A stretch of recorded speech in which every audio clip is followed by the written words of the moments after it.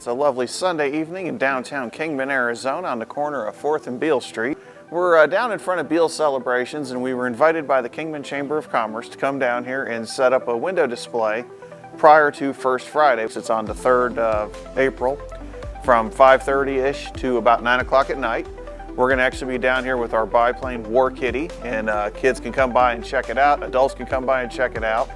We're going to be giving away Easter eggs to kids.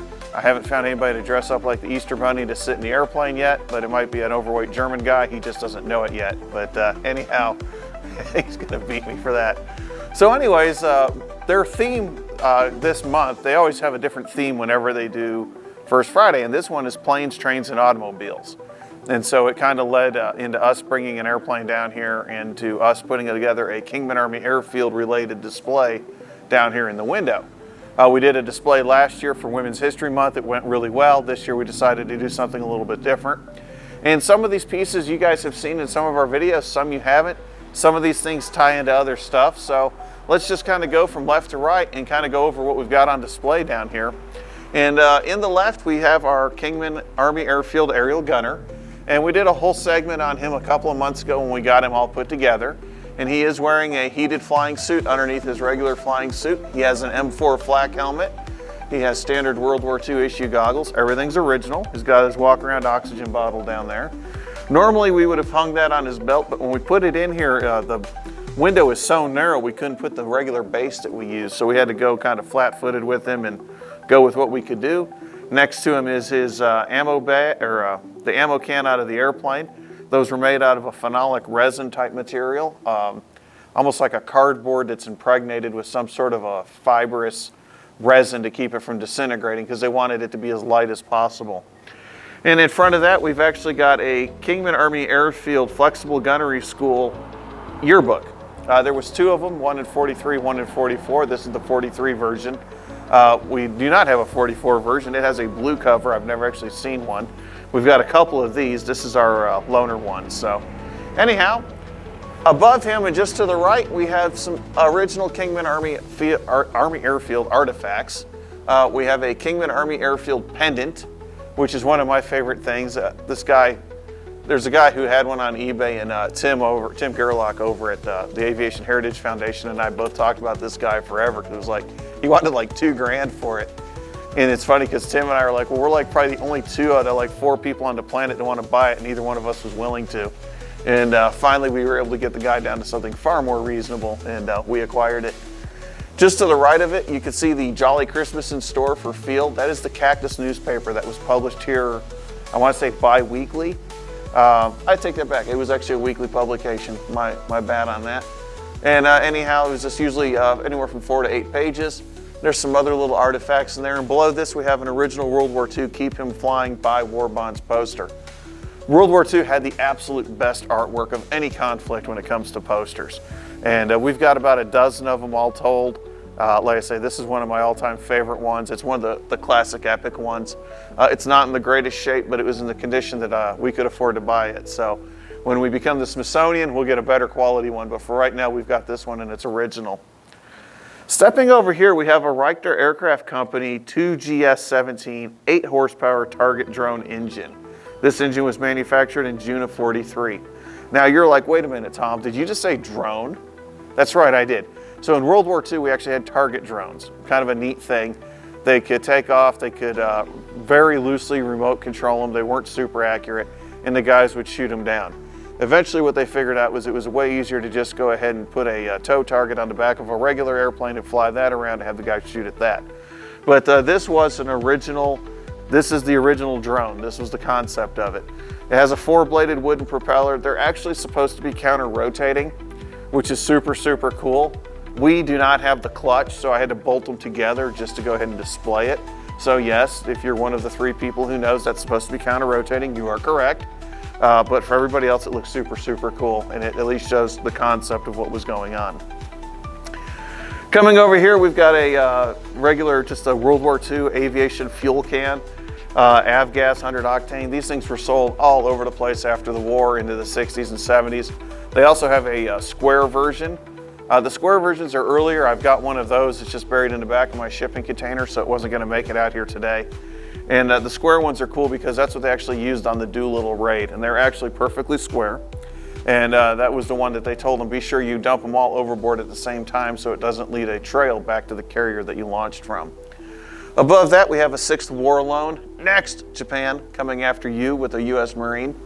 And the War Loan thing is super cool. Not only, like I say, was the artwork so amazing, but we're going to be starting to sell war bonds at First Friday for our Lockheed Harpoon project. So you, the customers, you, the consumers, you, the folks that watch us, if you want to come down and support us, you don't have to come down to support us. You can see me at Pawn World. You can write me. You can email me. You can whatever us. $20 to $250 different options on war bonds. We appreciate the support. All sorts of cool goodies come with those, and you're going to help us bring that Lockheed Harpoon up here to Kingman. So coming over here, we have just a transit trunk. This is actually post-war. You can tell it's got the wood handles on it. But that was actually donated by our friend Ronald Dottie. Ron is an amazing guy. He's helped us with our Beech 18 infinitely. He let us store the wings in his hangar under his tri-pacer. He's just a really all-around great guy. Anybody who watches this that knows this knows that Ron's the man. So thank you, Ron, for everything you've done for us. Right here above it, this is actually the instrument panel out of the Beech 18, the SNJ, or actually the SNB5, the whatever you want to call it, the UC-45. We've all seen it. We've all seen pictures of it. You watched us last week hang an engine on it. And this is the instrument panel that came out of it. And this instrument panel was actually put together by our buddy, Robert Kropp. You watched him in the video when we were down there with the Harpoon. And I told you guys that, we ended up getting this airplane because we were going down there, and we bought a Magneto and ended up with an airplane. And about the 3rd trip down there, I kept trying to give him money. And after when he finally accepted some money, he said, here, take the instrument panel home. So that's actually been sitting in my camper for the last 2.5 years, and it'll be one of the last things that goes in the airplane. But this is a 1950s style panel. They went through various iterations, but this is the UC-45J panel from the 50s onward. It's actually cool. It's still got the little naval aviation emblem kind of faded out there on the right-hand side, but it does have all the instruments, and this is what these guys would have flown with back then. It doesn't differ a whole lot from the World War II panel, just some very small nuances. Above it, that's actually an artist rendering that a friend of ours did of our airplane. It had it been, or when it was in naval service back in the late part of World War II. And I don't know if Jay can zoom in enough or not, but if you notice, there's these 3 gentlemen down here in the left corner. And you notice one of them has a mustache eerily similar to mine. And so actually the gentleman, Mark Anderson, who did this up for us, decided he was going to impose me into this photo that he created of our airplane. And I thought that was super, super cool. And I appreciate him doing it, and I appreciate him also correcting my eyesight to 20/20 while he did it, so I could get rid of these dang glasses. So anyways, moving along, that's our banner up at the top. Thank you, H&H Printers. As always, you come through for us and do an amazing job. We love those guys. They're amazing. They do all of our print work for us. And next week we'll be talking about the company that helped us out with some shirts. I didn't wear one today because I didn't want to screw it up being all greasy and dirty working on this stuff. Over here we have another instrument panel, and this one's pretty cool. This is actually out of a Link trainer. And the Link trainers were used all throughout it. They were one of the first flight simulators. There were Link trainers here at Kingman Army Airfield, and we know that because when we look through our paperwork from Isabel McCrae, it shows Link time logged while she was here. She was our WASP, and we've talked about her in the past, and we'll talk about her again, undoubtedly. And anyhow, so this is a very common thing. You saw them at every airfield. The guys used them to work on their instrument training. And so we brought this down here because you just don't get to see a lot of Link stuff. Coming over here, we're going to start at the top and then kind of work our way down. We've told you guys that we're going to name our airplane the City of Kingman for the Harpoon project. And the grouping up here at the top belongs to the City of Phoenix. The City of Phoenix was the last B-29 shot down by Japanese ground defenses outside of Tokyo. They were lost the afternoon of August the 8th, 1945. We've talked about them before. 2 of the crew members got out. Unfortunately, the following day, one of them was executed by the Japanese. The sole survivor, the war ended in 6 days. The sole survivor was liberated from the Ofuna prisoner of war camp at the end of August of 45. Anyways, James Shoemate was the aircraft commander of that airplane. And if you notice to the right, you'll see the airplane Thunderbird. That was their first airplane. Then the crew got the City of Phoenix and started flying that. That was the aircraft they were lost with. James Shoemate's wife, Fanny, died here in Kingman. And so us doing a City of tribute honors not only everybody who bought war bonds and served in the war, but specifically it's kind of a shout out to James Shoemate, to his crew, to the City of Phoenix, and to Fanny. I know the woman's caretaker, and she's like, quote, she loved that man with all of her heart until she died. And I can appreciate that. And so we're going to honor her and honor them as well as everybody else while we do this project. Coming down a little bit, we've got another grouping of stuff from Kingman Army Airfield. We've got another copy of the Cactus. We have the Fighter Plane Recognition Manual printed here at the print shop in Kingman Army Airfield. We have Thanksgiving Dinner, 1944, the menu. We have a couple of letters, a postcard. We even have a humorous one where they're wanted for murder, Hitler, postmarked from Kingman Army Airfield. Then the bottom there, we have a P-40 that had an incident out here, put itself on the nose. And in the top of that, we've got 2 of the 12 postcards that were commonly purchased by soldiers at the PX and sent home from Kingman. Now coming over here, we're going to talk about these last 2 pieces. And these are both B-17 pieces. This piece right here, that's all dirty, banged up, and mangled, is actually a piece of accessory cowling. And the accessory cowling on the B-17, if you look at the engines, you have the power cowling, which goes around the power section where the cylinders are. And then you have the accessory cowling. It covers the accessory section, the magnetos, the, all the other accessories, the carbs, things, carburetor, sorry, just one, things like that.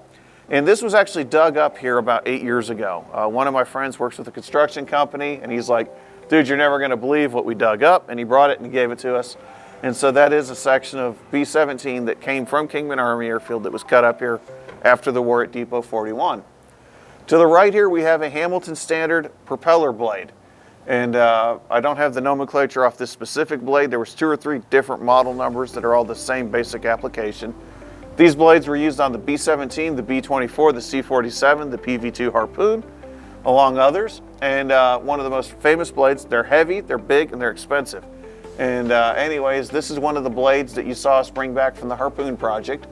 And we've actually got a different set of blades coming for the Harpoon because they're actually just a hair shorter. And ultimately, one of these is going to be put together as a complete propeller and put on display somewhere at an undetermined location. So I appreciate you guys joining in with us today, coming in on our journey as we get our window displayed for First Friday. Again, First Friday, the Friday the 3rd of April, come down. I don't know exactly where War Kitty is going to be. I understand there's going to be a total of 2 airplanes down here. War Kitty, of course, is gray, and it has me with it, so it should be easy enough to find. So come down. As always, thank you to the Kingman Chamber of Commerce. Thank you to Mother Road Media. Thank you to all of you for tuning in and checking us out. Good night.